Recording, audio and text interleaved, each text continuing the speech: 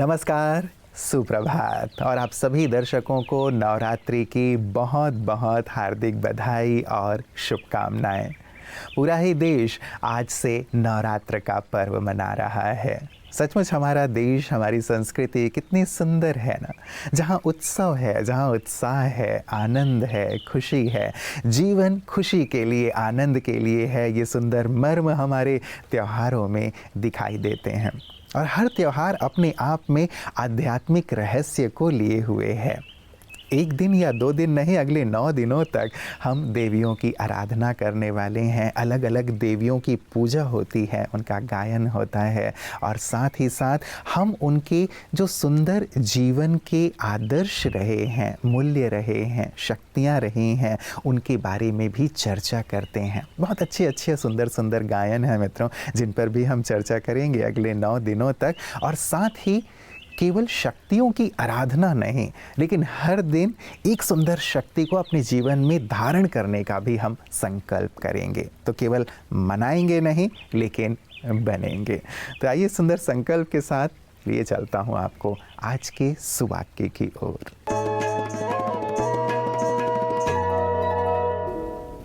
ओम शांति।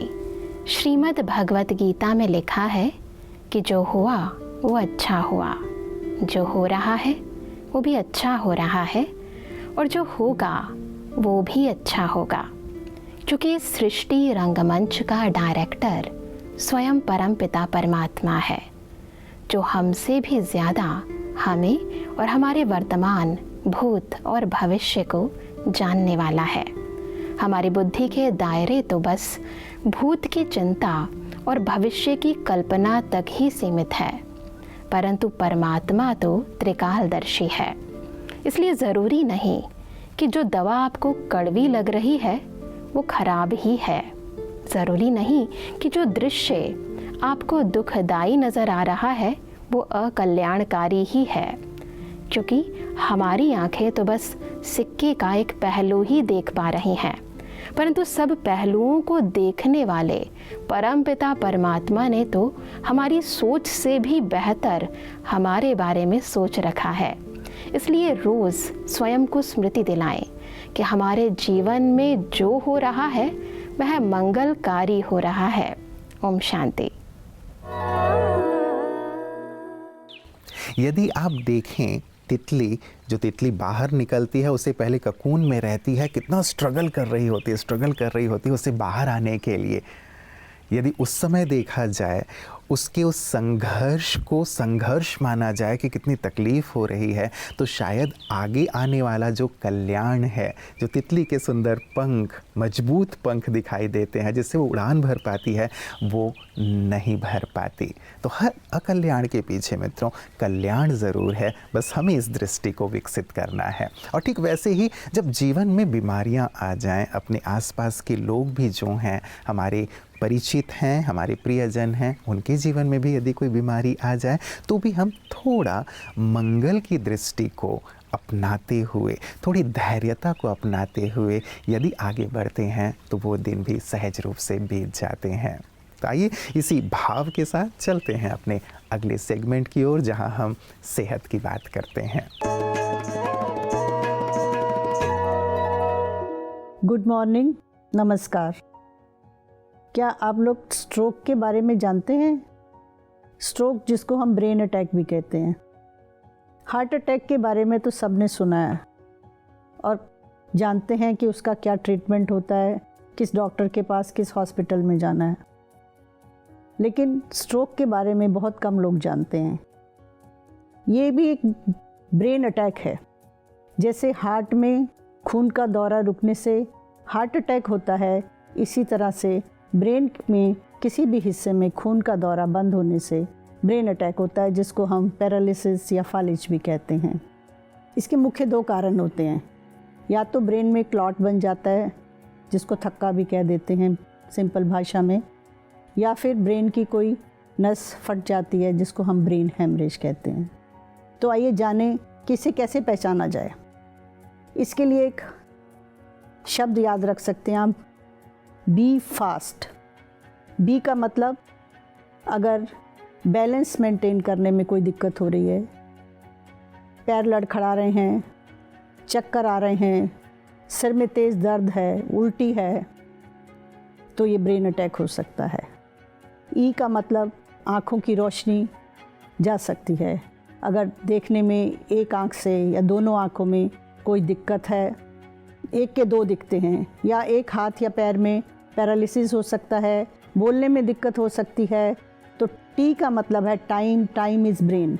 तो हमें तुरंत डॉक्टर की मदद लेनी चाहिए, क्योंकि इसका ट्रीटमेंट पहले 4 घंटे में ही हो सकता है, नहीं तो ब्रेन परमानेंट डैमेज हो जाता है और हम कुछ मरीज़ की मदद करने में असहाय हो जाते हैं। तो दोस्तों, अगर आपके आसपास, आपके परिवार में कभी किसी में ये चिन्ह नज़र आए कि कुछ भी काम करने में अचानक से कुछ भी कष्ट होता है, कुछ भी फ़र्क आता है, कुछ भी तकलीफ़ होती है, तो ये एक ब्रेन अटैक हो सकता है। मित्रों, जैसे प्रारंभ में बात की हमने कि नवरात्र की शुरुआत है, तो आज प्रथम दिन है। हम अगले 9 दिनों तक विशेष इन देवियों की जो प्रतिदिन पूजा होती है, अर्चना होती है, उनके जीवन के, उनके दर्शन के और साथ ही उनके आध्यात्मिक भावों से जुड़ी हुई बातें आपके सम्मुख लेकर के आएंगे। आज प्रथम दिवस है और आज के दिन शैलपुत्री जी की पूजा अर्चना आराधना होती है। कहा जाता है कि हिमालय की पुत्री होने के कारण इन्हें शैलपुत्री कहा जाता है और आध्यात्मिक भाव ये लिए हुए है, ये मन की स्थिरता और जीवन में सफलता देने वाली देवी के रूप में याद की जाती हैं, पूजी जाती हैं। क्योंकि पर्वतराज की पुत्री हैं तो स्थिरता तो ज़रूर हमें प्रदान करेंगी ही।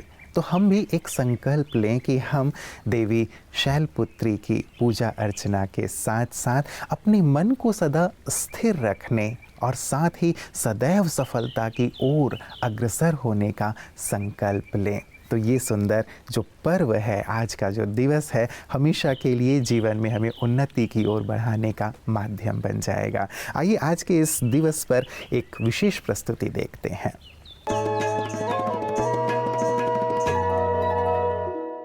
भारत देश हमारा उत्सव प्रिय देश है और हमारी संस्कृति चूँकि आध्यात्मिक रही है, इसलिए हर उत्सव के द्वारा हमारे अंदर आध्यात्मिक और नैतिक जागृति के ही प्रयास किए जाते हैं। नवरात्रि का पावन पर्व 9 दिनों तक चलता है।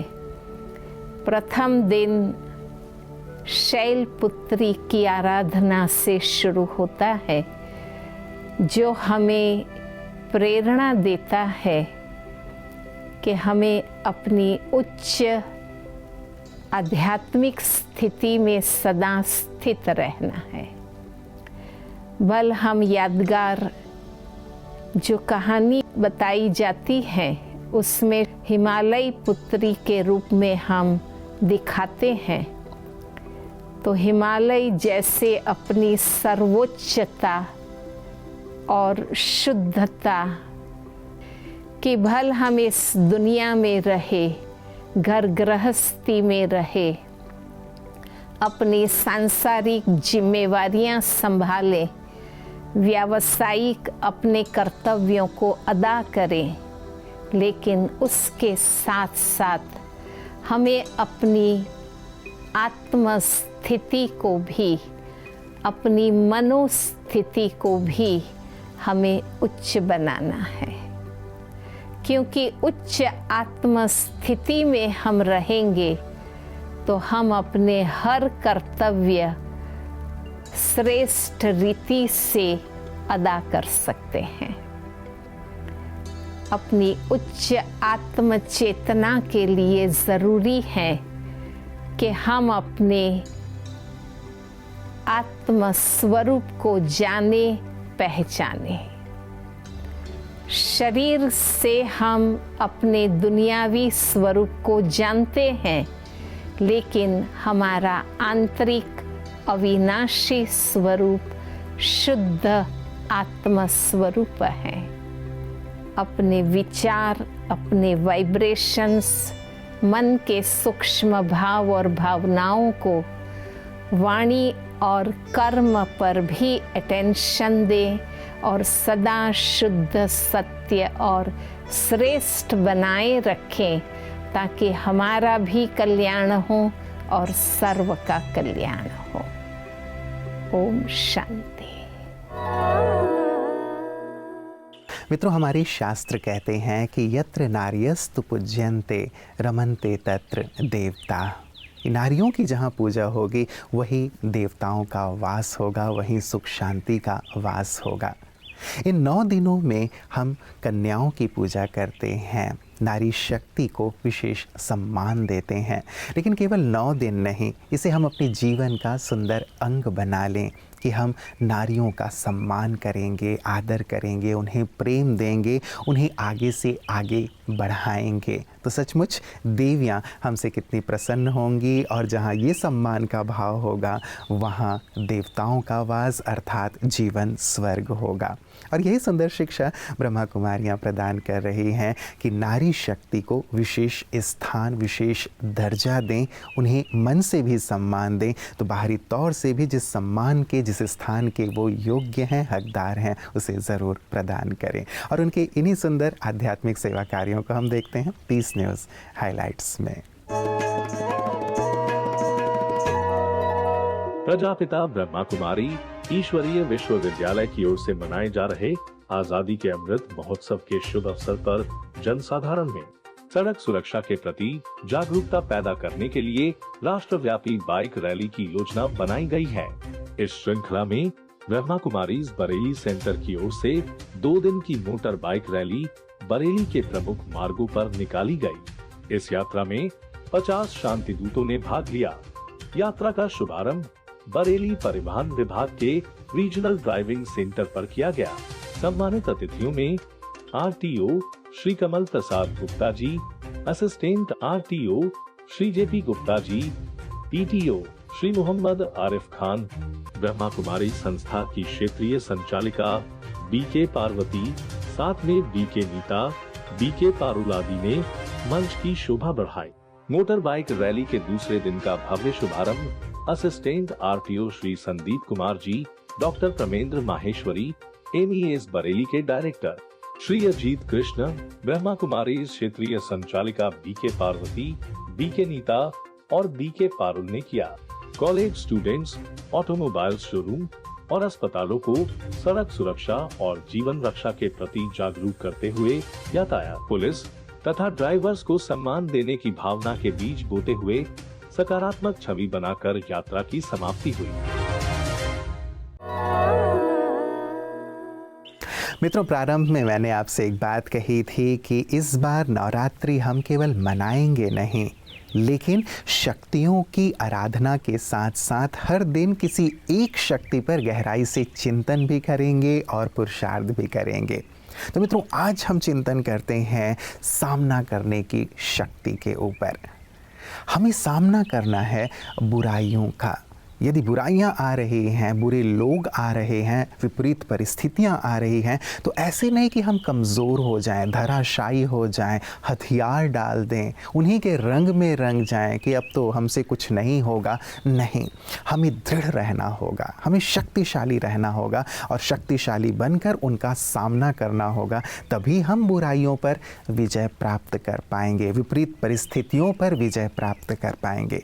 इस पर ज़रूर आज चिंतन कीजिएगा और पुरुषार्थ भी कीजिएगा, और ईश्वर आपको हमेशा शक्ति देने के लिए आपके साथ साथ हैं ही। तो इस शक्ति को अपने जीवन में लाकर आप आगे से आगे बढ़ें। इन्हीं शुभकामनाओं के साथ नमस्कार। ओम शांति।